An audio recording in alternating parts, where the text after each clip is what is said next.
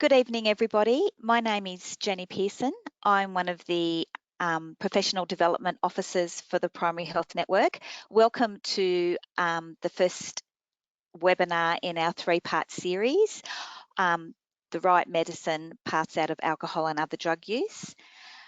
Just before we start, I'd like to acknowledge the traditional custodians on the land that we meet upon tonight and pay respect to elders past, present and emerging.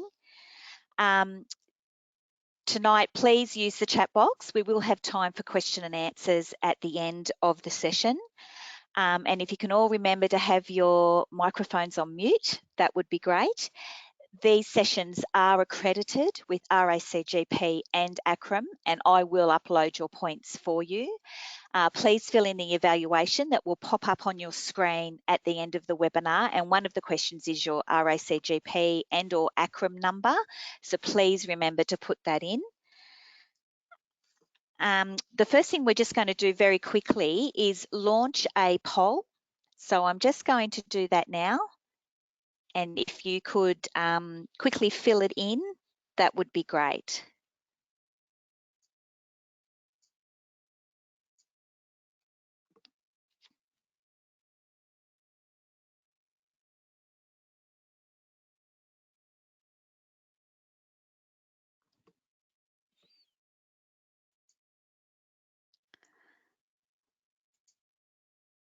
I'm just sharing that result. I hope you can all see it.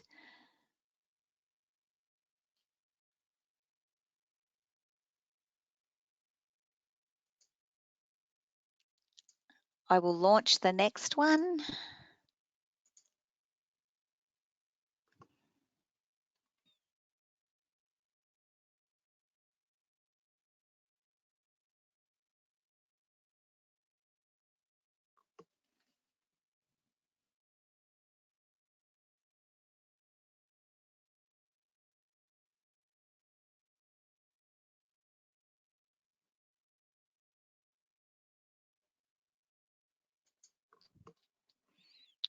I'll share the result.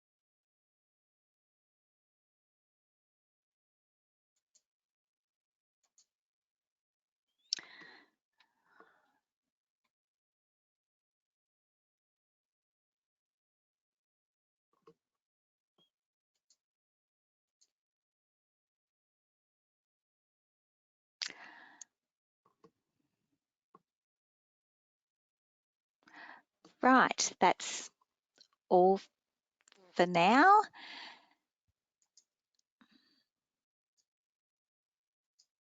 I'm just going to hand over to Dr. Julian Keats. He is our facilitator for tonight, and I will check in with you all at the end of the webinar. Thank you. Thanks very much, Jenny, and welcome everyone to the first of 3 webinars which have been arranged by the Hunter New England and Central Coast Primary Health Network and Hunter Primary Care. My name is Dr. Julian Keats, and I'm an addiction specialist working in the Hunter Valley. We have 3 fantastic speakers tonight over the 90 minutes, and the topic for this evening is alcohol and other drug assessment and withdrawal. As Jenny mentioned, you are welcome to ask questions using the question box in the GoToMeetings portal. The question box, please, not the chat box, and I'll keep an eye on them and ask them through the meeting if time permits. Our first speaker tonight is Dr. Kylie Bailey. Dr. Kylie Bailey is a senior clinical psychologist with over 20 years experience working in alcohol and other drug fields, teaching, supervising and treating clients. She's a service manager for Hunter Primary Care and a senior lecturer with the University of Newcastle. She's published articles on mental health and addiction, presented at conferences, and developed as well as delivered training programs on mental health and addiction. Kylie has also written treatment manuals for alcohol and other drug use, and her most recent publication is an evidence check for the Sachs Institute on workforce recruitment and retention in alcohol and other drug services. Currently, Kylie is evaluating the pool party binge drinking health promotion strategy in the Hunter region, which she co-wrote with an addiction nurse. The title for Kylie's talk tonight is Alcohol and Other Drug Assessment in the Primary Care Setting. Over to you, Kylie. Thank you, Julian, and thank you everyone for attending. So in my brief talk, I'm going to cover drug central nervous system classifications, what to look for when assessing alcohol, cannabis, methamphetamines and opioids, and time permitting, go through a number of questionnaires, drug and alcohol questionnaires that are appropriate for primary care settings, but also non-tertiary drug and alcohol settings. So when we're looking at how drugs affect the body, we look at how they pharmacologically affect the body. And what we've discovered, or what research has discovered, is that there are three effects. Central nervous system depressants, which are any drug that slows down central nervous system functioning. So here, when you take that substance, it'll slow down your breathing, it'll slow down your heart rate, it will impair coordination and reaction time, and thinking ability is reduced. And then we have central nervous system stimulants, and that's any substance, if you can go back, yeah, thank you. That's any substance that quickens central nervous system activity. And examples of symptoms that you'll experience are rapid heart rate or increased heart rate, increased breathing, tense muscles, jaw clenching, an increase in confidence, and the brain quickening of thinking in brain function. So then we have hallucinogens, and hallucinogens are any substance that alters sensory perception. So usually illicit substances sit in one of these three drug categories, but there are a few exceptions, and one exception is cannabis. You can see that's a central nervous system. Yeah, thank you. A central nervous system depressant, but it also sits in the hallucinogenic effects, and that's because some people, cannabis can also have that effect on their central nervous system.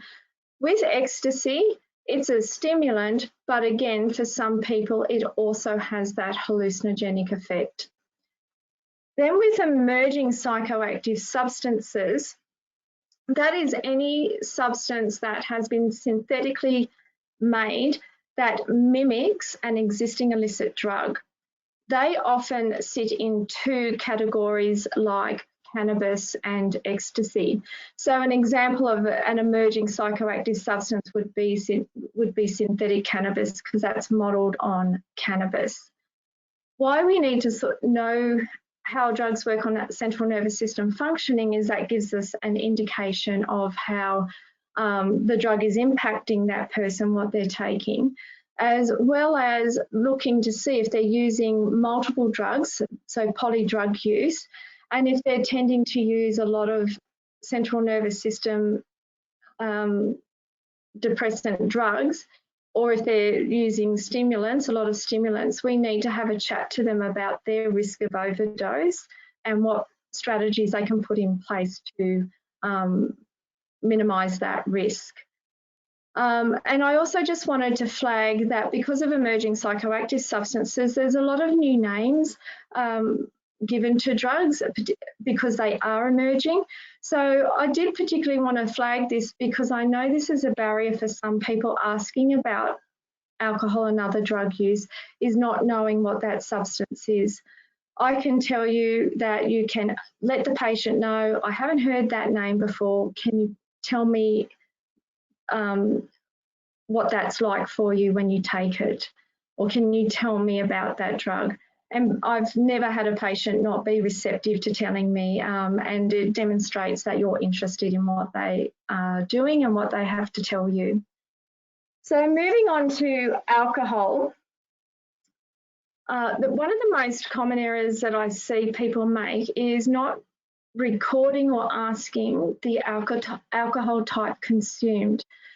And we need to know that if someone's drinking 6 drinks, that clinically tells me nothing, and it doesn't tell me how to formulate their treatment. Every alcohol type has its own standard drink quantity. So for example, spirits, 30 mils is a standard drink. For wine, it's 100 mils. Fortified wine, it's 60 mils. And then you have beers, which you need to find, are they drinking light, mid, or full strength beer? We also need to know container size, because we all know if people are drinking glasses of wine, there are very different sizes of wine glasses out there. So not including the stem, I'll ask the person to show me how big their wine glass is, and then how much do they put in it? Where does it become filled to? So that will give me an indication of how many standard drinks they're pouring in that glass. We also need to know the frequency of drinking, and we need to know this for all drug types. We need to know patterns of use. Are they drinking daily? Are they drinking across the day? Are they drinking weekly, fortnightly, or only on special occasions across the year? We then need to convert how much that person says they're drinking to what they're actually drinking, which is their standard drinks. And so a good example of this is if someone's drinking 6 schooners of full strength beer and they're doing that daily, then I know, and I'll calculate this with them after I provided psychoeducation about standard drinks. So it's 6 schooners times 1.6 standard drinks. So you're drinking 9.6 standard drinks per drinking occasion. So you're drinking nearly 10 drinks. And we need to know that for a number of reasons, which I'll go into when we talk briefly about the withdrawal syndrome. Most people ask, you know, do you drink alcohol? How much do you drink?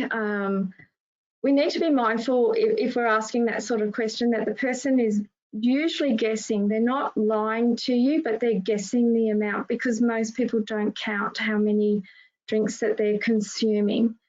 So when I find this happening, and I routinely ask people, the last time you had a drink, when was your first drink? When was your next? When was your next? When was your next? Until I get to the very end. So that gives me a much more accurate picture around frequency and drinking patterns. Inevitably, you'll come across people, particularly when they're binge drinking, who lose count and they're not sure how much they've drunk. I still push them a little bit and ask, you know, so would you say you'd have another 6 or 10 drinks after that? And often they'll come back with, oh no, I think it's more like 3 or 4, or whatever their response is. So that's a handy question to ask. We need to ask alcohol questions thoroughly, because not only does it help in case formulation and treatment planning, but it lets us know if that person is at risk of alcohol withdrawal syndrome. Alcohol withdrawal is the most dangerous drug to withdraw from, so it's pleasing to see that you all knew that. But for women, it's 6 standard drinks. For men, it's usually 8. Sometimes it can be 10 standard drinks, and you need to drink daily for at least 2 weeks to be at risk of an alcohol withdrawal syndrome. The withdrawal syndrome is a continuum. I won't talk too much about it because I know Adrian is talking about withdrawal management, but I do want to let you know it's a short withdrawal. It's 5 to 7 days. It's largely a physical withdrawal, but I really want to highlight that in all withdrawal syndromes, and alcohol is no exception, that there is a mental health component that also needs to be considered and managed, particularly if that person has pre-existing mental health symptoms. So those particular mental health symptoms are anxiety, irritability, and restlessness. And there's also disturbed sleep. So if we move to cannabis, just become familiar with the common slang names. Cannabis can be eaten. I haven't really come across many people eating cannabis, largely because it takes about an hour to get some kind of effect from it. Cannabis is mostly smoked, and it can be smoked in a cigarette called a joint, which is the faint cigarette in the middle, but it's mostly smoked in a bong. So I included a picture of a bong so you could see there's a stem, and in the stem is a cone. It's cylindrical, it comes out. The person packs their cannabis into that cone. I'll even ask questions about how tightly, how much they pack into their cone, and they'll put it back in the stem. And the mouth will be at the top of the chamber there, and they'll inhale it. So just while I remember, if someone is not interested in abstaining from smoking cannabis, please talk to them about the bong that they use. Please make sure that they consider, if they're not using a glass bong, to go and invest in a glass bong, because we want to reduce the harms of them inhaling heated up plastic fumes while they're pulling their cone. And they also need to know they need to clean their bong water after each use. It's a source of respiratory infection, and we want to reduce that risk as well. And bong water is terrible. If you haven't seen it, go and have a look on Google. The other thing that I notice when people do a cannabis assessment, they routinely forget to ask about tobacco. 94% of cannabis users will mix spin tobacco in with their cannabis. Sometimes it's called flash. So if you hear people talking about that and they're using a different term, just clarify, do you mean tobacco? So we also need to screen for tobacco dependence, even if the person's a non-smoker, if they're mixing spin into their cannabis.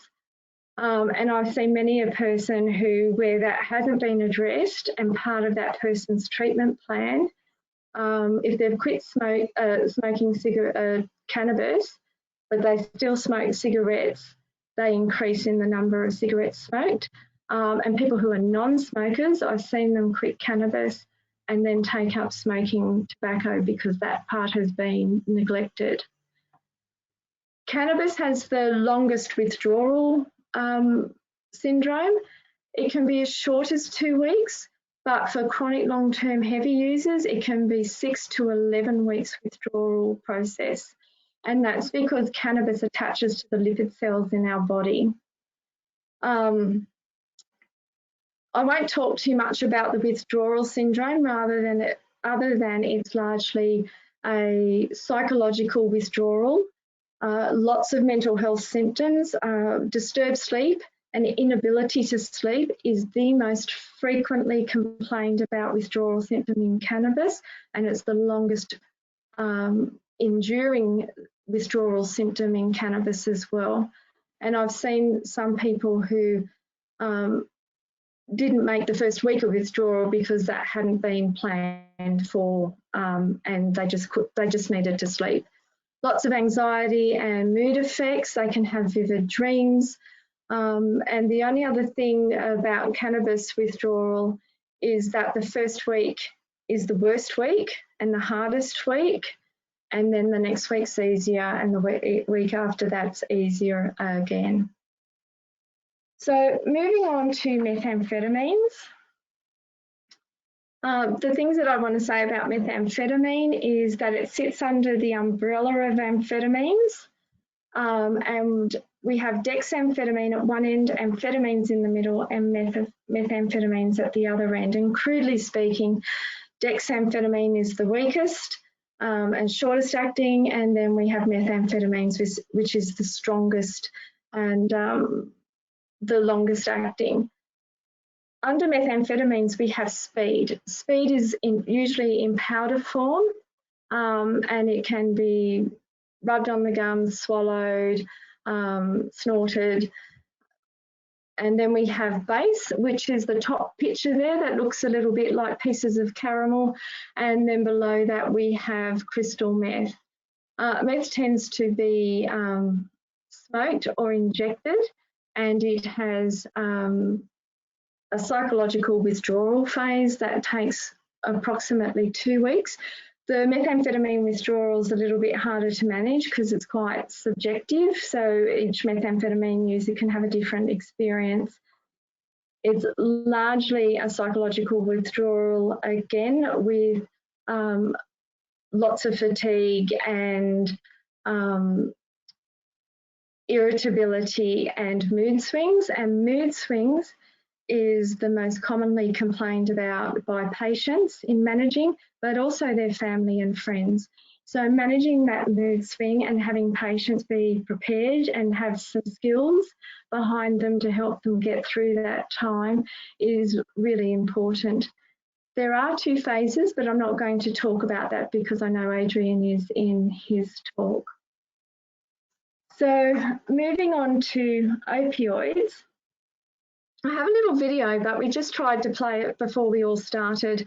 So I will send you the link in the chat function, the question box. And with that, I really encourage you to watch it because it talks about, from a lived experience, someone who's about to go through with heroin withdrawal, and they tell you exactly what it's like for them.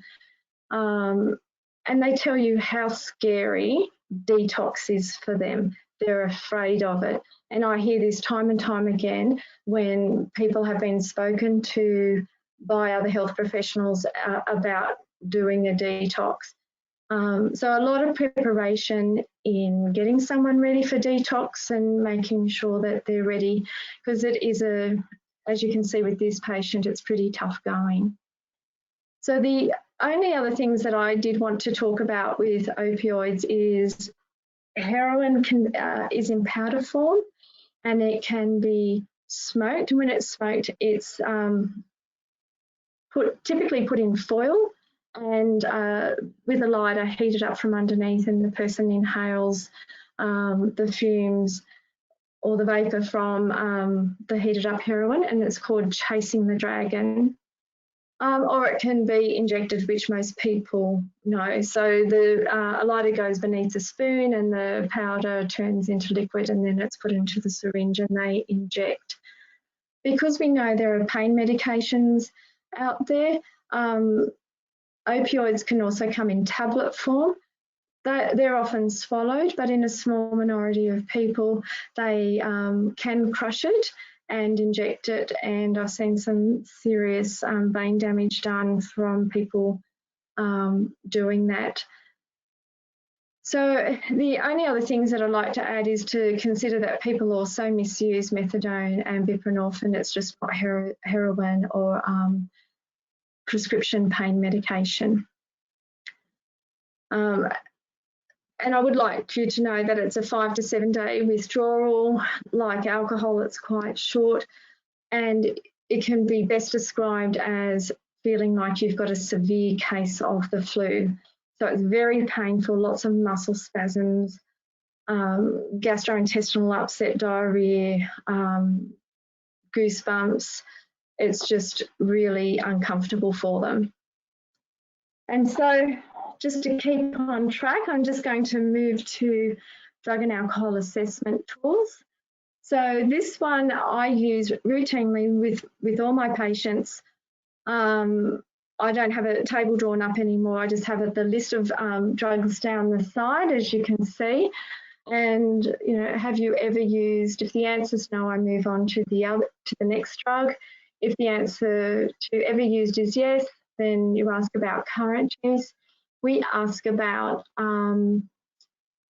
what they're using. So do put the type of drug that they're using and the amount. We need to ask for frequency. So most drug use history tables are over a 30-day period. We ask of last time used, and then we move on to the next drug. down the bottom, but I didn't have space in this table, I do ask other information such as have they ever sought treatment, have they tried to cut down, have they quit, what prompted them to quit, and what led to any relapse.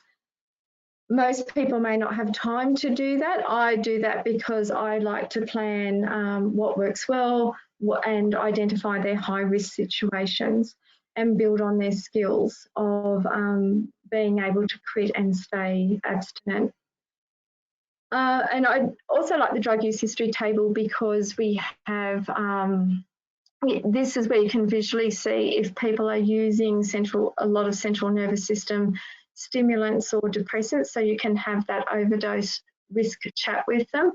And I can also see previous patterns where, you know, people have said they've used all these other substances and they've quit them, it's only this one. And when you do the drug use history table, all you can see is that they've switched one drug for another, and not had any real periods of quitting. Have I got a few minutes, Julian? Yeah. 5 minutes. So next, thank you. So the next slide is the timeline follow back. It's a calendar method. You can start up the top of the first cell, which is in the dark blue, or you could start at the very bottom. So it's just 7 columns, 4 rows. And this is where did you have a drink yesterday? So you put yesterday's date. If they say no, just not applicable, what about the day before? The day before that, the day before that. And then when you're recording the information, make sure you put the alcohol type or the drug that they've used, the amount used, and the situation that they're using in, because you want to know what their high-risk situations are. Are they drinking more in social settings or more when they're alone? More on weekends, but less on weekdays. So next slide. I'm not going to talk much about the cage. I just know it's very popular. I tend not to use it because I think it runs the risk of a false positive because there's no time frame. It's have you ever. And so you run the risk of people endorsing answers with a yes when it's no longer relevant. It's a score out of 4 and 2 answers of yes indicates excessive drinking. Next slide. I use the audit. If you're really busy, just use the first 3 questions. The audit is developed by the World Health Organization and it has 10 items, 3 subscales. The first 3 questions are the first subscale that measures drinking.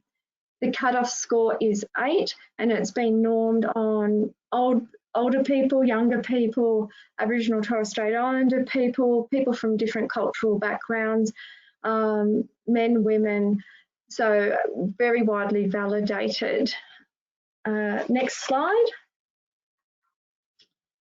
So I'm rushing through these, but I'll give you a resource where you can look them up. The next screen is the IRIS, and it measures drug and alcohol use, and it also measures mental health symptoms, and it's been developed by Aboriginal and Torres Strait Islander people. And the scores are grouped into low risk where there's no intervention, moderate risk which is brief intervention, and high risk which is a more intensive intervention. So can you go to the next one, please? So the SADQ measures alcohol dependent symptoms, has 20 items. A cutoff score of 16 or more indicates the presence of alcohol withdrawal symptoms. And this has 5 subscales that indicates what sort of symptoms that person is more likely to experience. Are they more likely to experience the physical withdrawal symptoms? Is it more the affective, which is emotions, as a withdrawal process? And then we have the assist, which was also developed by the World Health Organization, like the audit. It has 8 questions, and each question has like a little drug use history table underneath it. So that same question is applied to every single drug, and then you move on to the next. It's a little bit lengthy, but there's now the Assist Lite, which is a shorter version. So if this one appeals to you, have a look at that. All right, and can you just jump to my last before I get booted. All except for the IRAs and the drug use history table you can find in this free resource that you can access at the network of alcohol and other drug agencies. Thank you. Thank you, Julian. Thanks very much, Kylie, much appreciated. We do have a couple of questions, but we're pressed for time, so we might save those questions to the end and move right on to our next presenter. And our next presenter is Dr. Adrian Dunlop. Adrian Dunlop is the Director and Senior Staff Specialist for Hunter New England Local Health District Drug and Alcohol Clinical Services, Conjoint Professor, School of Medicine and Public Health for the Faculty of Health at the University of Newcastle, Honorary Medical Officer in Addiction Medicine for Justice Health and Forensic Mental Health Network, and a consultant to the Drug and Alcohol Specialist Advisory Service, as well as St Vincent's Hospital Health Network. Adrian's presentation this evening is titled Screening and Managing Withdrawal Symptoms and the Overlap with Mental Health Symptoms. And I'll hand things over to Adrian. Thank you, Adrian. Thanks, Julian. Now I'll just get the slideshow up. Great, I'm just checking you can see that. That's coming up, fantastic. So I'm going to talk to you about screening and managing substance withdrawal. So just to start, leading on from what Kylie's just spoken to us about, there's different patterns of substance use, so people can use different substances, alcohol, cannabis, amphetamines, other substances. Use on its own doesn't imply harms, but people can experience harms, and indeed can experience harms even from one-off use. So there's the tragic example each year, Schoolies Week, a young person drinks far too much and comes to some sort of harmful consequence. So that's an example of harmful use of a drug. If people go on to have heavy and regular, and by that I usually mean daily use of a substance, then they can develop dependence, or the lay terms addiction. You must have addiction before you can have withdrawal. So if you're not addicted to a substance, if you're not using it heavily and regularly, then you won't get a withdrawal syndrome. That's sort of the first key point. A lot of the problems from substance use, in fact, come from that acute use from intoxication. So drinking too much, having too much cannabis, having too much methamphetamine, having too much opiates and having an overdose, they're all problems from acute use. However, if people go on to heavy and regular use, then it tends to affect other parts of their life. So their health might suffer, their mental health might suffer, their family capacity, parenting capacity, work capacity, all those things might suffer. If people get to the level of dependence, that is, they really can't stop using, then all of those harms I've just spoken about, affecting your health and your family and your life generally, they tend to become more significant. And indeed, they tend to be the reasons that people present for treatment, because there's strife in other parts of people's life. To just try to give you some ranking of different substances and harms, alcohol appears to be the most harmful substance. Other harmful substances, of course, methamphetamine, because it can result in so many mental health consequences, heroin and other opiates because of the risk of overdose, but also importantly, tobacco, cancers, and cardiovascular disease, and a range of other problems. So dependence, what is it? As I just said, addiction is the lay definition. Essentially, it's this concept of impaired control. So people should be able to say no. It would be sensible for them to say no, but they just can't say no. They can't control themselves. ICD, so this is ICD 11, which isn't fully operational yet, but it's shorter than ICD 10, which is the current version, and this is how it's going to change. So that's why I've put this up here. ICD 10 says if you've got 2 or 3 of these things in a 12-month period, then that's dependence. So impaired control, as I was saying before, can't say no. You might have cravings as well.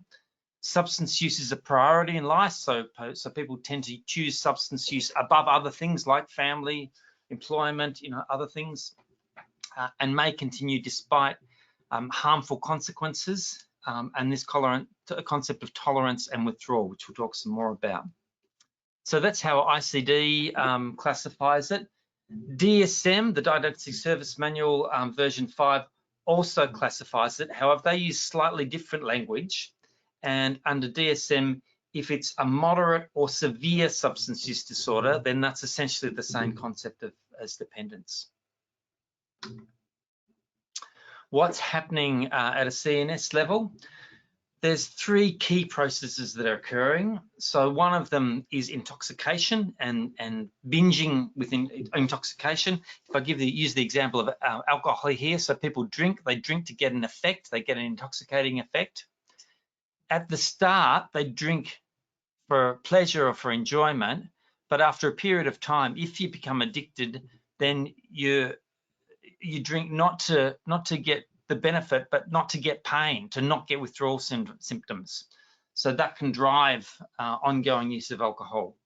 And then you can see how people become preoccupied and choose alcohol in that instance over other things in life because they've got such a drive to continue drinking alcohol. So what's happening in the CNS? This process of neuroadaptation. Essentially, that means regardless of the drug site, might be alcohol, might be opiates, might be cannabis, might be benzodiazepines, your brain starts to adapt to the presence of a drug.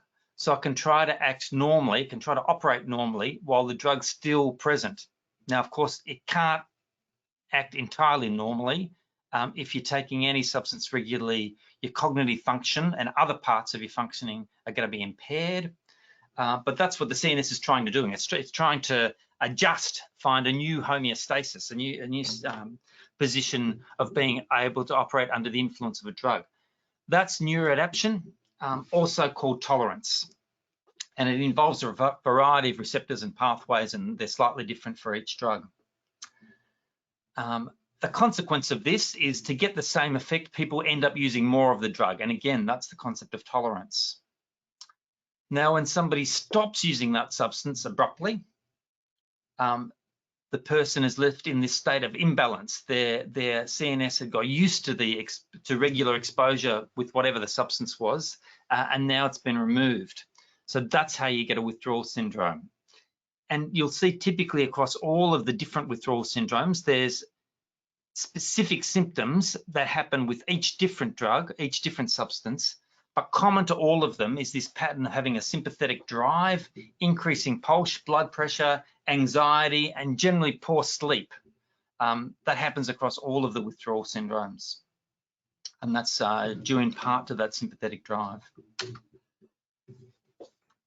So in terms of treatment responses, if people are just using too much occasionally, so the example before of somebody drinking too much, then generally counselling interventions are useful. You've heard of motivational interviewing. That's an example of a way to try to get somebody to tackle drinking too much, and it can be the same with other substances.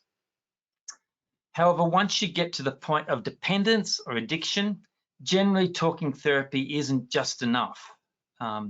So there's 2 things you need to do then. One is manage the withdrawal, and that's mainly what we're focusing on tonight, but also help support the patient after withdrawal, because the nature of dependence or addiction is relapse. Relapse is absolutely inherent in the condition of dependence or addiction. I'm sure you can think of patients you've seen trying to stop tobacco smoking. Sometimes people do it on the first go, but usually it's the 10th, 20th, 30th. People have multiple attempts at trying to stop. That's the nature of addiction, and it's true across all of the different substances. So withdrawal syndromes are recognized for alcohol, opiates, benzodiazepines, cannabis, amphetamines, cocaine, and tobacco. Interestingly, there doesn't appear to be a withdrawal phenomenon that occurs with hallucinogens. And it might be in part that people don't tend to take hallucinogens on a heavy and regular and ongoing basis, unlike all of those other drugs listed in that table.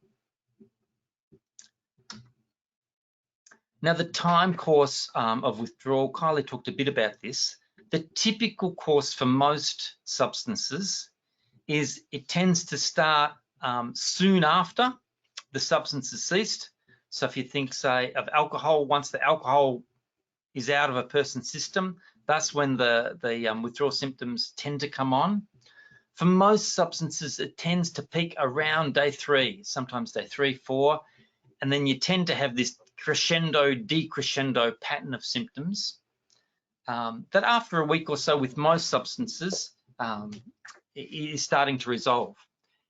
However, after that acute phase of withdrawal, there tends to be ongoing symptoms, and this is across all of the substances, some more than others. So cannabis and amphetamines, it can be longer, and that's characterized by a dysphoria, insomnia, and ongoing cravings.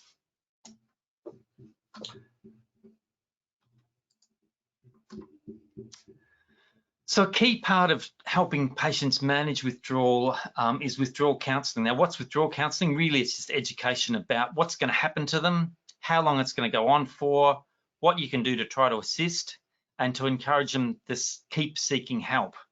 And a key reason for this, as I was saying before, withdrawal, so relapse is a key part of dependence. So often patients aren't successful in withdrawal. Doesn't mean we shouldn't try to help them, doesn't mean it's a good idea to try to help them. It is a good idea to try to encourage people to cut down and cease using drugs. But if you've got a high expectation, drop your expectation now of the success of withdrawal, because many attempts at withdrawal aren't successful. So a key thing with withdrawal counselling is just educating the patient so they know what's going to happen to them and they know how long it's going to go on for. And we do know that patients who are better informed and aware of the symptoms feel better able to manage them and indeed have greater success. There's some example on the slides of booklets, online services, and there's also the AUDIT service. I didn't put the number up there, but I'm sure we can circulate it at the end of the presentation. That's a 24-hour day, 7-day a week, 365-day a year telephone service for patients, but also for family members, carers, others. The stage of change model I mentioned before, important in talking to patients about stopping substance use because of this issue of relapse. Relapse is part of dependence.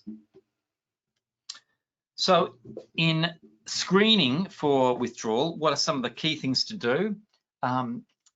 So Kylie spoke to you about some of the screening questionnaires and methods. Simon's going to do that too. I'm not going to spend too much time on talking on that and just talk on a couple of quick questions that I think are easy to use.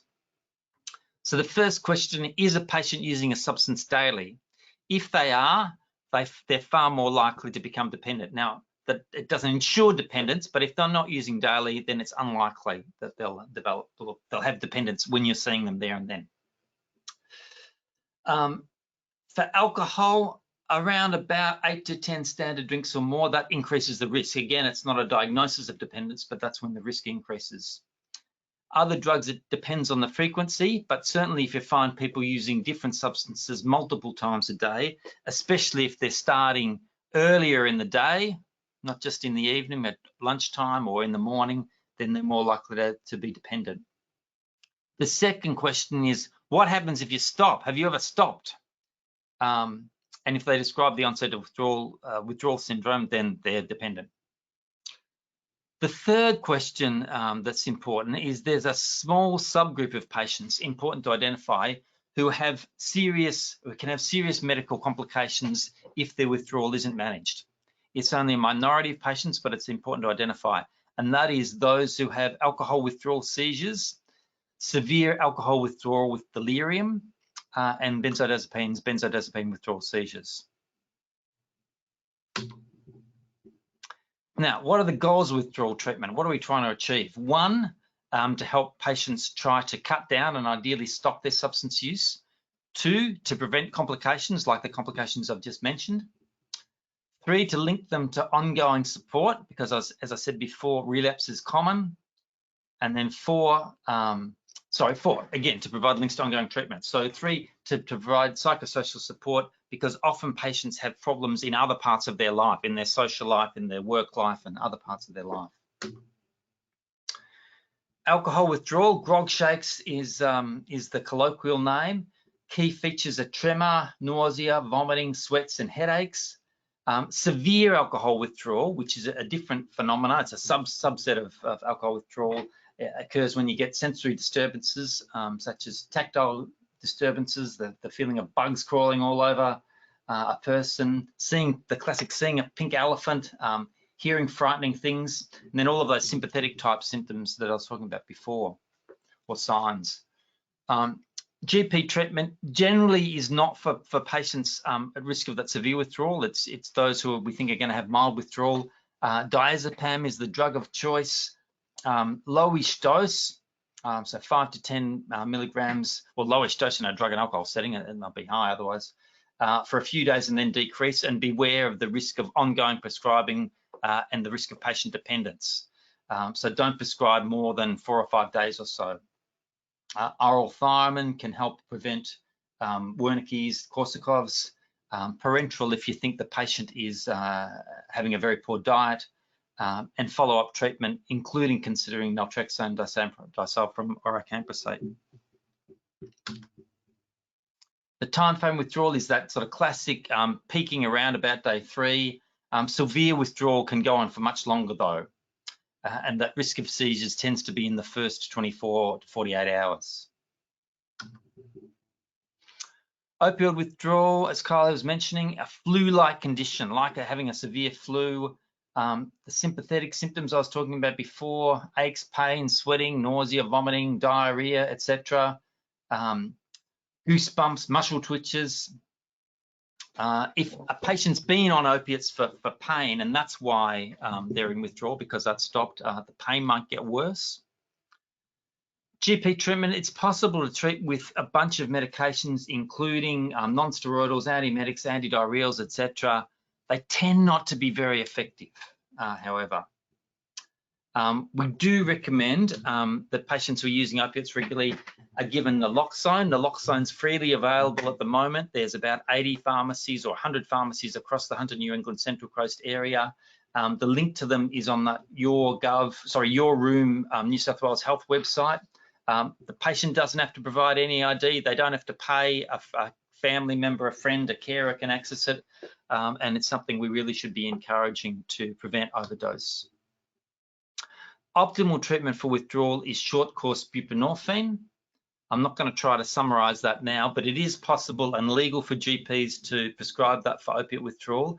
However, you have to have an authority from New South Wales Health before starting the prescription. And there's a link to a page with more information. And generally, it's like 5 days of medication, not more than that.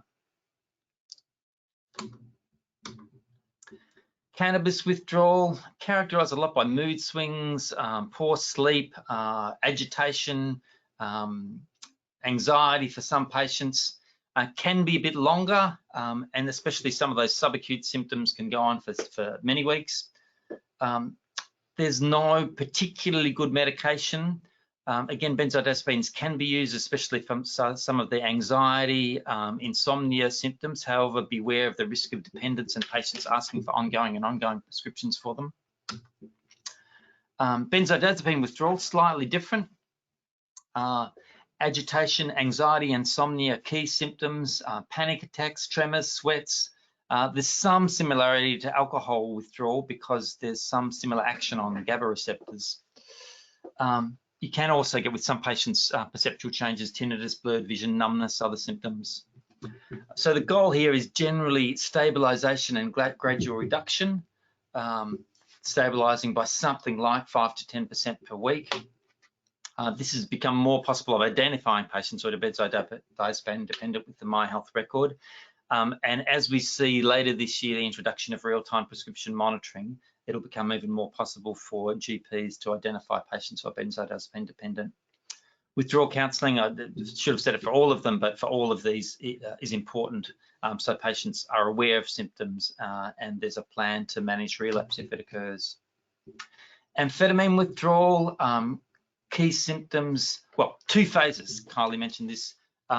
You can get a sort of a run of intoxication and then a crash where patients sleep a lot and don't do too much else, and then wake up and feel incredibly hungry. And then this syndrome, fewer of those sympathetic type symptoms I was talking about before, but lots of agitation, insomnia, mood swings, can go on for several weeks or even longer, that sort of more subacute pattern. Again, unfortunately, no fantastic medication for amphetamine withdrawal. Diazepam tends to get used. There isn't a strong evidence base behind it. And again, beware of the risk of patients developing dependence and asking for repeat prescriptions. Now, in terms of where to do withdrawal, where to practice withdrawal, GP management really should be about identifying patients who are at low risk of developing complications and have a good home environment, and they're the sorts of patients you manage at home. Patients who've got serious mental health problems usually should be managed in a more intensive setting, referred to a drug and alcohol service, or patients with unsupportive home environments. They might not be able to be managed at home. 5 minutes, Adrian. Sure, thank you. So some of the key points: patients must be dependent to experience withdrawal. So if they're not using regularly, usually on a daily basis, usually quite a lot, and usually multiple times a day, they're not going to experience withdrawal, so you don't need to manage it. So for example, a patient that's binging on benzodiazepines, putting them on a gradual reduction program is not the appropriate thing to do. That's for benzodiazepine dependence, not binge use or harmful use of benzodiazepines. Relapse is the common outcome. I think I've said that about 20 times. So in your mind, be ready and preparing, helping the patient preparing for the next attempt as well as the current attempt, and so they don't feel embarrassed about coming back to see you. I've been reminding you to be cautious about the patient developing iatrogenic dependence, especially for drugs like benzodiazepines. Important to assess the suitability for withdrawal in the setting that you're in, and cautionary patients who are at risk of complicated withdrawal, complicated alcohol withdrawal or benzodiazepine withdrawal. There's some numbers for referral options: the Calvary Mater in Newcastle, the Hunter New England Drug and Alcohol Intake Line, and the Central Coast Drug and Alcohol Intake Line. And then finally, just to mention, there'll be more about this in the third webinar, but there are health pathways. They're slightly different for the Central Coast area and for Hunter New England, and they cover different patterns of drug use and different interventions. And we'll have those shown to you in more detail later in this series. That's all from me. Thank you very much, Adrian. That was a fantastic presentation. We've done well for time, but we have a few questions from the question box. I will hold them over till the end of the session when we have all three panelists. So we'll move right along to our next presenter.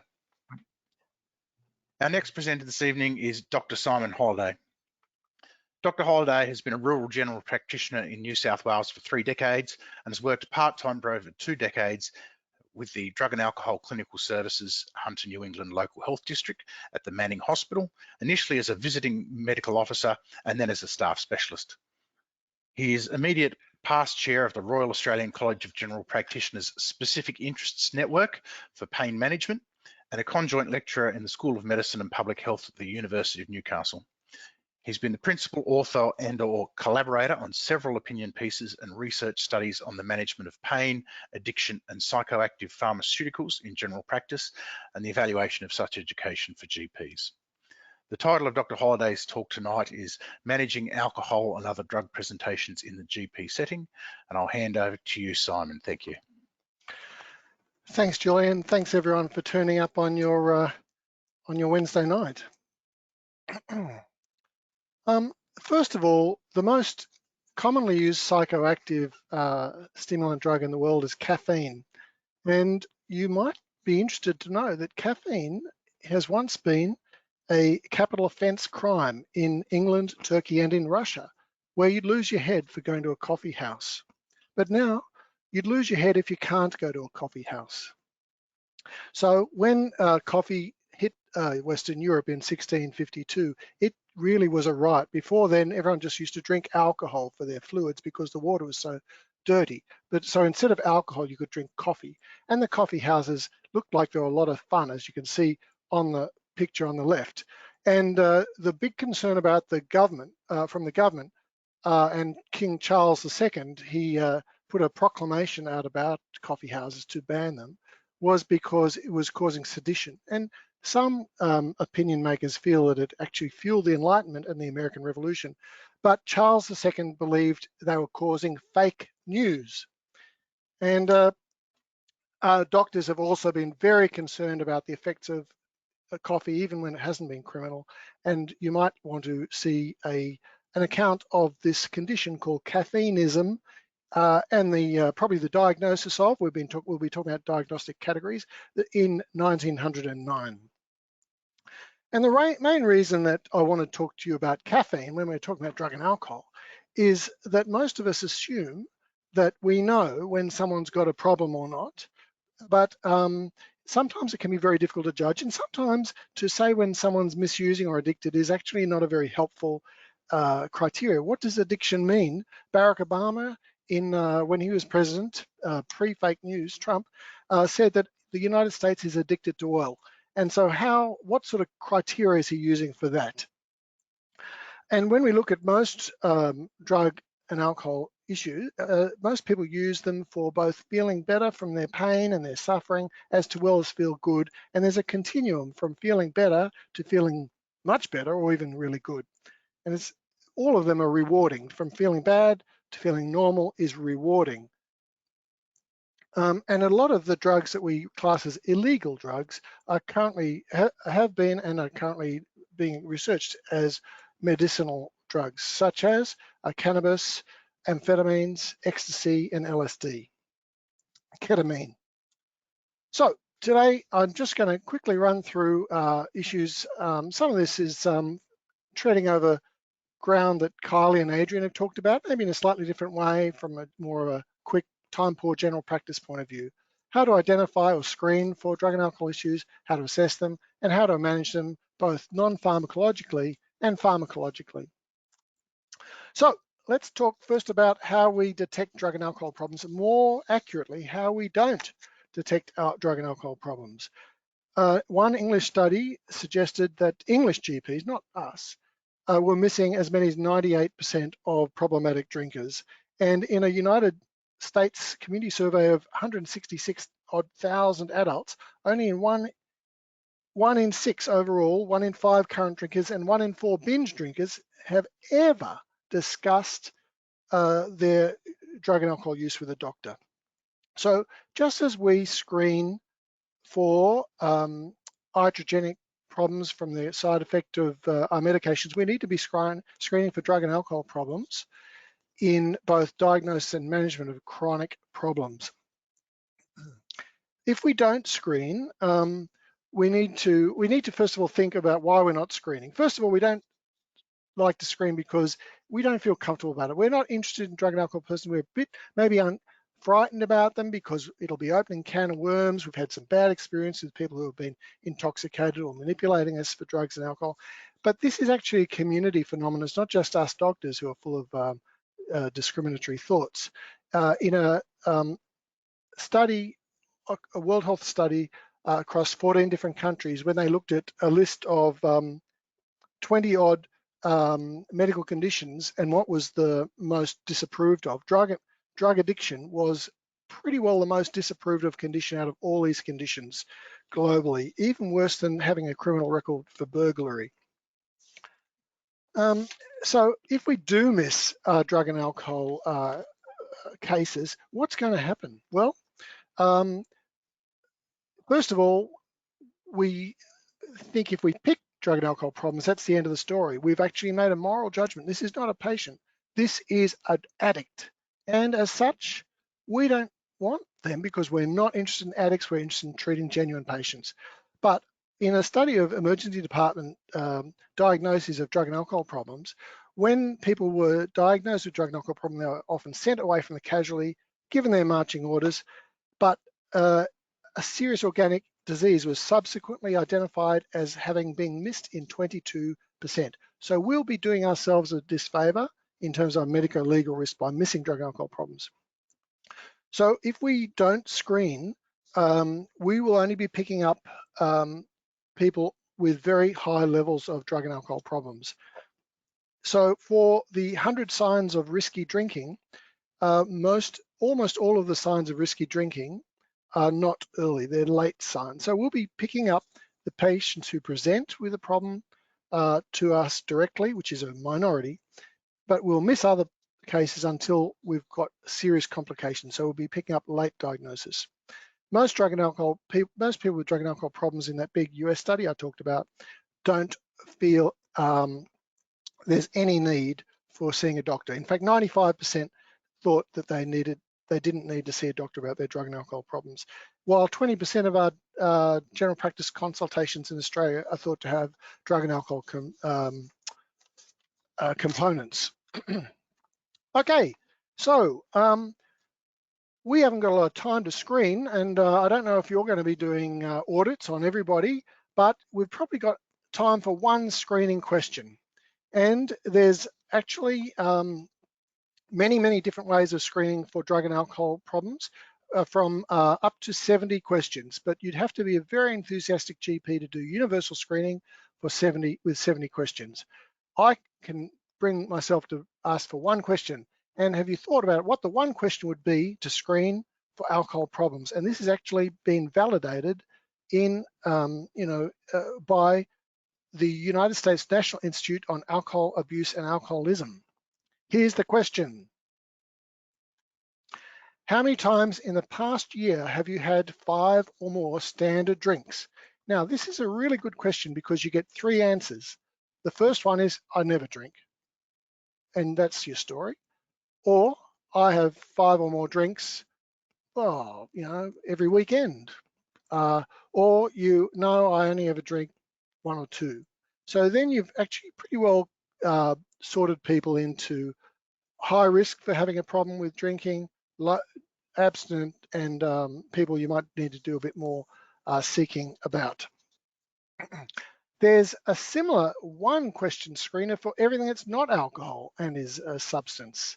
And if you put your mind to it, looking at that, you can probably work out what it is. This has not got such a lot of evidence for it, but it is recommended despite the lack of excellent evidence.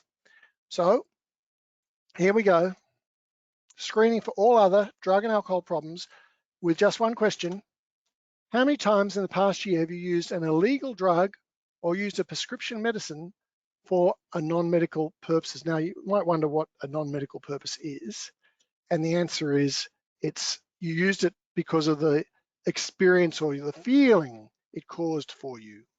And if you do that, you'll be picking up an awful lot of people that you aren't picking up at the moment. So one of the reasons we don't want to screen is because we don't want to find a positive result, because what are we going to do with a positive result? Are we going to use ICD-10, ICD-11? Are we going to do DSM-4, DSM-5? Are we going to use the different criteria that every single state and territory in Australia has for drug and alcohol binary level concern? Well, if you don't want to choose your favorite screening tool, you could just do a bit of an understanding, just like you ask people how they like their coffee. Do you like it in a mug, in a cup, a skinny latte, whatever? Just explore each drug. When did you start drinking coffee? How many coffees are you having? Do you ever find you have too much? Have you done something really dopey at work with your coffee use? Have you got cravings for coffee? These are sort of things that you can just do. If you just normalize it, these often substances are quite normal in the community, in the individual and their community. Some people say to me, everybody I know is either using or dealing in ice around here. Not amongst the people I know socially. I must tell my colleagues and friends. So I'll just go back. So in DSM-4, we had 7 dependence criteria and 4 abuse criteria, and these were combined to make 11 criteria for DSM-5. They cut one out about legal problems and chucked one in about craving. And you got a continuum. 2 or 3 criteria is mild, and 6 to 11 criteria is severe. So it's probably better to give a continuum, but it's still, in the end, you've got a use disorder or not. Every single substance has got a substance use disorder category, except for my favorite, caffeineism. So let's talk quickly about each substance. As Kylie said, it's good to work through the different substances with your people. Now, you might say, I like to have a bit of a smoke after work. And if we look at the Tony Abbott's 2014 budget, which I'm sure the coalition don't like to think about, we've got Cormann, who's off to Brussels, isn't he, I think, and Hockey is back from playing golf with Trump. And they did such a good job in the budget that they had a smoke there. So this is often to do with class and people who have drug and alcohol problems attend high risk of smoking, mental health problems, high risk of smoking, Indigenous, it's often an indicator of marginalisation. What I want to say about tobacco is that it's really interesting how we've learned a lot more about the mental health effects of smoking tobacco. You would recall that cannabis was used to be looked at as happy weed and really not too much trouble, and we've learned an awful lot about the mental health impact of cannabis. We've learned an awful lot about the mental health impact of tobacco. And so when young people start smoking, it's often highly associated, the initiation of smoking is highly associated with first panic attack, depression, suicidal thoughts. And on meta-analyses, we've realized that there's a very powerful connection across many studies now of tobacco and schizophrenia. So we know that people, when they stop smoking, it gives them the same improvement in mood as the initiation of an antidepressant drug. Another point I'd like to make about smoking, and you might want to say to you, remember when you're treating people, is that it's got a massive impact on our treatment success with other drug and alcohol problems. When I'm seeing people in my addiction clinic, I often talk about their tobacco use. And some people might say, why the hell are you talking about tobacco when they're using poly drugs? Well, we find that those people who manage to stop smoking over 12 months have a 30% increased risk in treatment success amongst other drug and alcohol problems, with a massive reduction in severity in another 20% who continue to use. Someone might say to you, I'm just a social drinker. I have actually come across a couple of patients who say I'm only an antisocial drinker. Every time I have a drink, I end up sitting on top of someone, smashing their head into the ground, end up going to jail. But most people will say they're just social drinkers. We have to remember a lot of alcohol is not just about cirrhosis and long-term drinking, it's about binge drinking, as Adrian mentioned. And we often see binge drinking associated with non-fatal injury, drink driving, arguments and fights, criminal behavior, morbidity, mortality, unwanted sexual activity. And for men aged 18 to 24, 93% of all alcohol consumed was considered at-risk drinking. So Kylie did talk about how to assess drug and alcohol. I won't go into that. We've got beverage-specific quantity and frequency, plus binge drinking, plus the presence of withdrawals. So that doesn't take too long. We've got guidelines. There are new guidelines. I actually did adapt the United States single question screener to more recent guidelines, which is no more than 4 a day, no more than 10 a week. If someone has reached the criteria for alcohol problem, many say, I just want to drink like everybody else. I want to drink moderately and just have a party.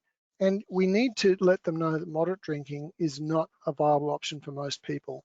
Alcoholics Anonymous says 1 drink is too many and 100 drinks not enough. We don't want to get too absolutist about moderate drinking, but we've got some really interesting longitudinal study from Valent, which looked over 60 years of follow-up. It started from studies done during the Depression in Boston and followed them. It was a different group of researchers picked it up and looked at lifelong trajectory. And those people who reached the criteria of alcoholic, only 11% were able to manage non-dependent drinking over the 60 years of observation.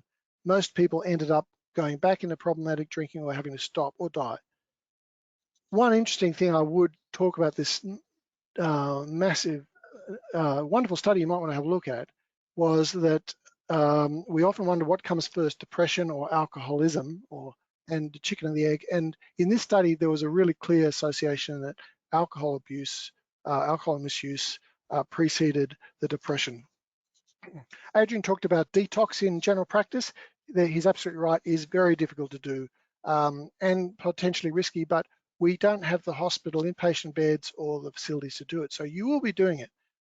What I find when I'm doing it in general practice is you talk to the family and friends, you talk to them about identifying withdrawal signs. You might get them in once or twice a day, and you might give them their diazepam when they come to your office, and your nurse does the CIWA/AR, an alcohol withdrawal scale. This is not going to be foolproof, but it's going to be better than them doing it at home without any supervision. You do need to use large doses of diazepam early on.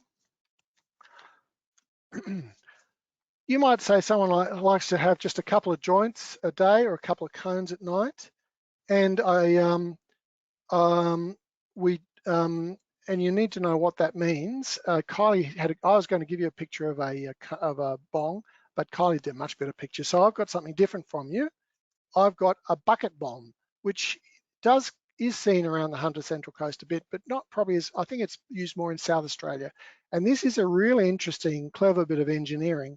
What you do is you light your cone on top of top half of a bottle, and you lift the thing out of the water so that all the gas is pulled into the bottle, and then you take the bowl away, stick your lips over the top, and push the plunger into the bucket. And so you increase the partial pressure of the gas inside, and you get a very high effect. This can cause issues with lung damage because it's very high pressure, and also very high levels of intoxication. Kylie said she hadn't come across too many people talking about oral cannabis, but probably most of us know things like hash cookies. And another way people smoke their cannabis is they put it on a bong with heroin, and that's called snow cones. One of the more concerning things that's been happening, I'll come to that later. So cannabis is a very interesting drug. It's got lots of different effects, and I won't go into the withdrawal because that's been well covered. You might have someone come in, I just ran out of my painkillers, doc, I just can't get to my usual general practitioner. This always happens at 5 o'clock, especially on a Friday, and there's many, many reasons why you've got no option, you feel, but to provide someone with opiates. Well, opiates have been a bit of a problem, really, since the ancient Sumerians, and we're still sort of working out whether we're using them for medicine or for celebration or intoxication. But opium was then synthesized during the Industrial Revolution in 1803 into morphine. And morphine really went gangbusters after a Scottish doctor developed the hypodermic syringe. And Dr. Alexander Wood of Edinburgh, his wife, Rebecca, was the first known intravenous morphine addict who died of an overdose delivered by Dr. Wood's invention. But thank goodness we got over our morphine problem because we got heroin. And heroin was developed in the 1870s, and it was used for cough and also to treat morphinism. I won't go into that, but pharmaceutical opiates are commonly used. Something like 16% of the Australian population would use them in, I think it's 2018. And we wonder what percentage of people are having troubles with their opiates. Well, everybody who uses opiates has got changed in their judgment, their feelings, their cognitions, their behaviors, right from the word go. But if we're looking at clear criteria, and the criteria go from 0 to 50% of problematic opiate use on people on long-term opiates, probably the best study was really clear definitions, and they suggested it was something like 1 in 4 people were misusing their opiates, and 1 in 10 were addicted. I think a very key thing is to not start opiates in chronic non-cancer pain. There's not a good indication, they're not safe. And even if you use them, give a script in opiate naive people less than 7 days, 6% will still be on opiates in a year. If it's over a week, up to a month, 13% will still be on opiates in a year. And with the first script, if the first script's over 1 month, 29.9% are still using opiates a year later. So it's a real problem. But if we're looking at dependency, heroin is a big problem. And we do find dependence at even a higher rate. And we'll come back to that later. So you've probably heard of brief interventions, SBIRT, screening and brief interventions and referral for treatment. And we do believe that this SBIRT works, but what sort of screening and what sort of brief interventions are useful? Well, one brief intervention is called the 5 A's, and you can see these are the criteria you're going to be looking at. I don't think there's any particular merit in any particular brief intervention, just brief interventions are good. And how long do they take? Some take days and hours, some take a few minutes and some take a few hours. Another brief intervention model is based more on motivational interviewing or brief negotiated intervention, and that's called frames. And here you can look at this up, and it's just a system, a way of hanging your hat on how to deal with the particular substance that you're interested in talking to people about. Motivational interviewing, I think, is one of the most important things you can learn in general practice. You're not going to just use it in drug and alcohol, you're going to use it in chronic disease management. Anything which is about lifestyle, exercise, obesity, it's a great way of dealing with things. Because basically it's not about you doing your OSCE and having all the answers and telling them as the expert what's the answer. It's them working out what's going on, what's their priorities, what they want to do, and how they're going to do it. 5 minutes, Simon. No worries. Okay, so these are some of the ways that we can conceptualize motivational interviewing.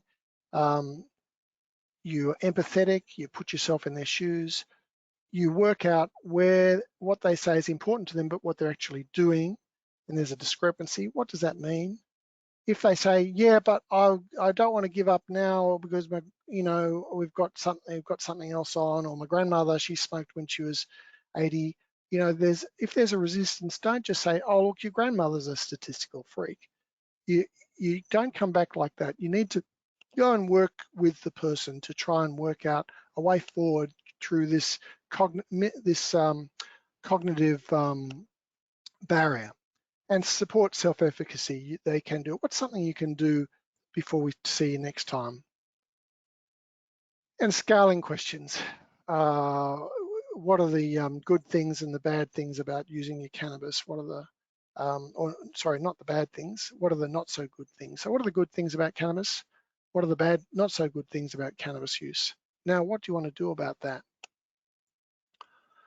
All right, we've got some quick things about the management of smoking issues. Nicotine replacement therapy, very straightforward. You can use more than one patch if you want. You can have the oral as well as the patch. Warn them about nightmares if they're not used to smoking at night. The effect of coffee, coming back to coffee again. That's tea.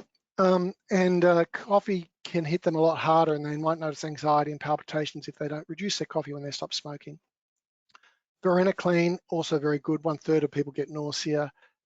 People have started to add nicotine replacement therapy into varenicline. I'm not sure if there's a lot of evidence base for that, but it is happening. Cannabis, we're doing exactly the same thing. By using nicotine replacement therapy with cannabis use, you actually helping with that spin or the flash that Kylie talked about.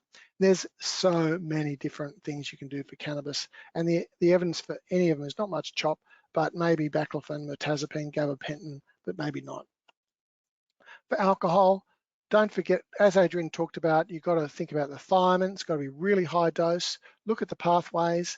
You've got to monitor for withdrawal, and we've talked about that, and also give them the anti-DTs treatment. There are many other therapies used apart from diazepam for DTs to prevent them. But then you can use acamprosate, you can use naltrexone. People are starting to use both together, but it is off-label, it's not in the guidelines, and it's not PBS supported. Varenicline does seem to have a small role in alcohol. That came right from the word go with alcoholic rats, can you believe? And does seem to have a small role. Baclofen is also quite a good drug while they're still drinking. The other ones aren't so good when they're still drinking because you can't pick up the DTs. And when you use baclofen, you've got to use a big dose. I'm not a big fan of disulfiram, but it's said to be good in alcoholic doctors. Somebody who's stable and going to be more organized, or has got a spouse or partner who will make sure they have the disulfiram every day. And in the third world, disulfiram or antabuse is the #1 alcohol treatment.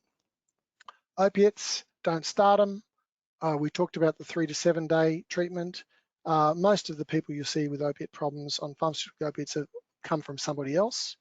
You need to negotiate their weaning, bring in really good care for the problem they had, like the pain, and also don't forget about bystander naloxone. Nixoid up the nose, for example, might save a life. I had a patient today, or on Tuesday, who told me he got the shits with his wife, went off, overdosed in KFC. His wife and his mate went out, find him unconscious in the toilet, and his mate had some Nixoid, gave it to him, and saved his life. Dependency care, methadone, buprenorphine, very important. Please don't put it aside. The mortality is far lower in people on treatment than untreated for opiate dependency. And there's a new treatment of depo-buprenorphine, and this is going to revolutionize dependency care, and I think it will revolutionize pain care. So to finish, universal screening, really important. You can do it very quickly. Look at each class and look at how it's affecting their social health as well as their physical and mental health. Have a go at learning motivational interviewing. Some medications have got pharmacological options, and you can have a big impact on your patients and on their family and on our community by using evidence-based therapy and not just relying on feeling that by giving someone a stigmatized diagnosis, that's the end of the story, and then that's the end of your duty of care. Thank you. Thanks very much, Simon. Another fantastic presentation. That's our 3 presentations done. Just before we go, Simon, if I can get you to click through to the next slide, please. So I just wanted to bring to people's attention that there is further drug and alcohol addiction education training available through the Australian College of Rural and Remote Medicine, with financial incentives available to the tune of $2,700. So there's education there that's very worth your while if you're a member of the ACCRM. It's ACCRM. And next slide, please, Simon. Similarly, the Royal Australian College of General Practitioners also has further training in drug and alcohol, which is available for its members, and there are financial incentives available to the value of $2,500. So the government is really keen to get GPs more confident in their management of alcohol and drug problems, and are offering financial incentives if you want to follow that up with one of your colleges. Now, if we can move to the next slide, we've got a few minutes left for question and answers. We had a few questions that came up in the question box and a few questions that I wanted to put to people if there's time. So first of all, Kylie, so can I lose the screen then? Jenny? You can leave the screen up, but if we could get all the presenters to put their cameras and their microphones on, please, so we can see everyone.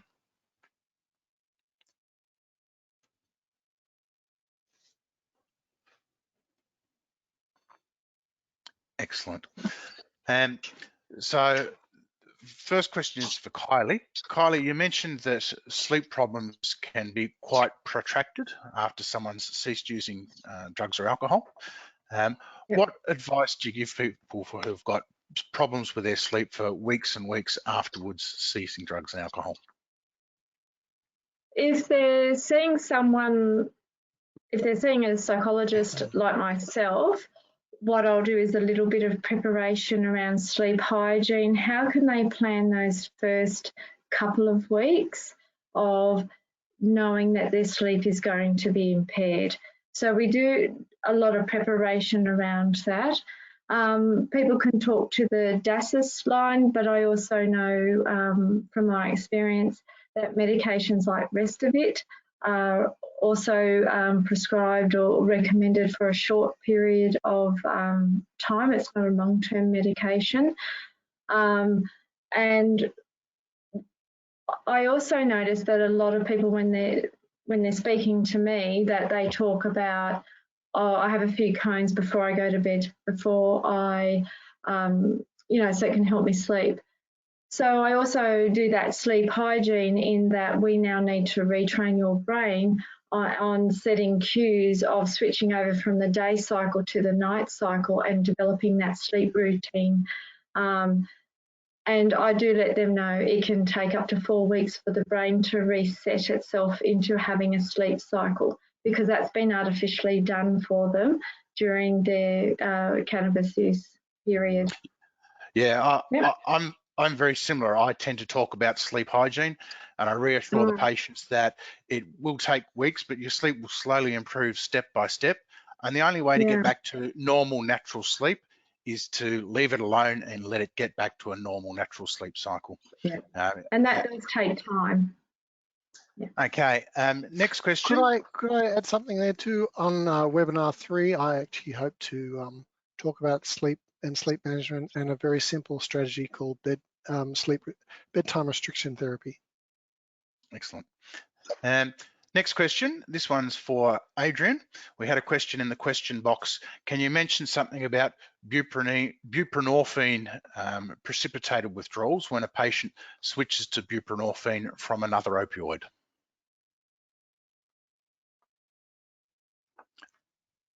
Thanks, Julian. I'm going to do that really annoying thing that politicians do. I always want to do this. I'm going to answer a totally different question to what you asked. So the Drug and Alcohol Specialist Advisory Service is a 24-hour day, 7-day a week, 365-day a year telephone service for general practitioners and other health staff, practice nurses, other health staff, to give on-the-spot clinical advice and information about managing a patient with a drug and alcohol problem. So the process is you pick up the phone and dial 1-800-023-687. That's 1-800-023-687. I'm sure we can circulate it afterwards. And you'll speak initially to a staff member from St Vincent's Hospital, and then if needed, you can get put through to a consultant to give you advice about the clinical problem in front of you. Now I'll answer the question that you're going to ask me. So precipitated withdrawal is a quick explanation of precipitated withdrawal. Okay, in 3 steps. 1, naloxone. Think of naloxone. Naloxone or Narcan, how does it work? It's got strong affinity for the mu-opiate receptors, so it displaces other opiates, full agonists like morphine, heroin, etc., to give its effect. So buprenorphine has that characteristic, unlike nearly all other opiates that we prescribed. So it's got a very high receptor affinity for mu-opiate receptors. The second thing is, in a lot of the doses that we give, its intrinsic activity is not as high as other full agonists like heroin, methadone, morphine, etc. So what can happen when you give a patient buprenorphine who's been taking other opiates? They get an opiate effect, but it's not as strong as the effect that they're used to, and so they experience withdrawal, and that phenomenon is called precipitated withdrawal. There are ways to avoid it. Most patients know to avoid it, and that is for the patient to present in withdrawal, because if they present to you in withdrawal and then get buprenorphine in that state, they tend not to get precipitated withdrawal. That's enough. Thanks very much, Adrian. And I've got one more question from the question box. This is for clarification of something that Simon said. Simon mentioned that for some patients, having a cigarette has a similar effect to an antidepressant. And someone in the question box wanted some clarification as to what that meant. I'm sorry if I put it like that, but the cessation of smoking has got the similar improvement in mood as the commencement of an antidepressant. So it was the other way around. And is that something that happens immediately, or does that take a few weeks to take effect, like starting an antidepressant does? I I think it probably take a few weeks too, because when you first stop smoking, you have lots of very unpleasant thoughts and cravings and so on, and you're not very happy. But we know that people, when you stop smoking, you have a reduction in depression. So it's a very simple, safe and cheap therapy. Absolutely. All right, that brings us just about to time. So I think I'll wrap things up there. I'd like to once again thank Dr. Simon Holliday, Dr. Kylie Bailey, and Dr. Adrian Dunlop for their presentations tonight. The questions have been really useful. The presentations have been really useful. I think that the slides will be made available. We had a question in the question box about some of the slides. I think they will be made available by the Hunter Primary Care Primary Health Network after the presentation. They can be emailed around.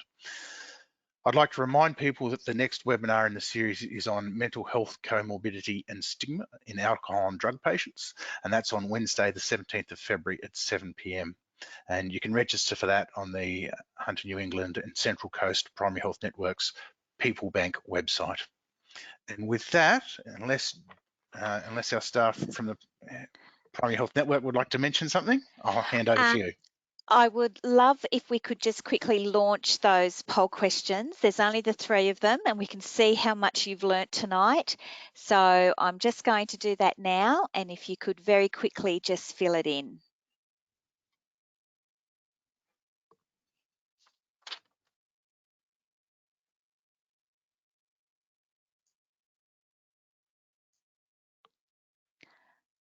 Just share that result.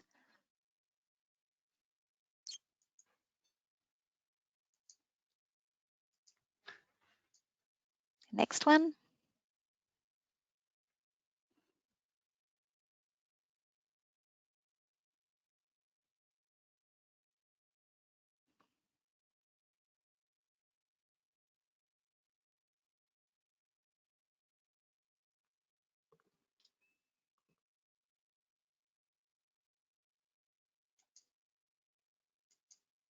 Just share that result. You're all being very quick. It's wonderful. All still awake.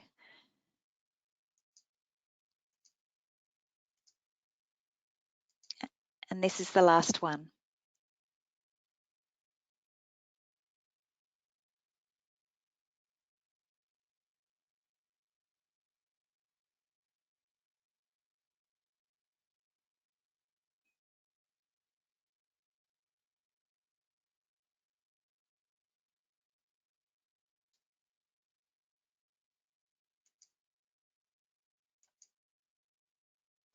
And I'll just share that one.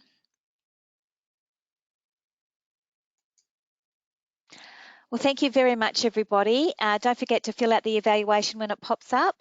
And I look forward to seeing you for our number 2 webinar. Thank you very much.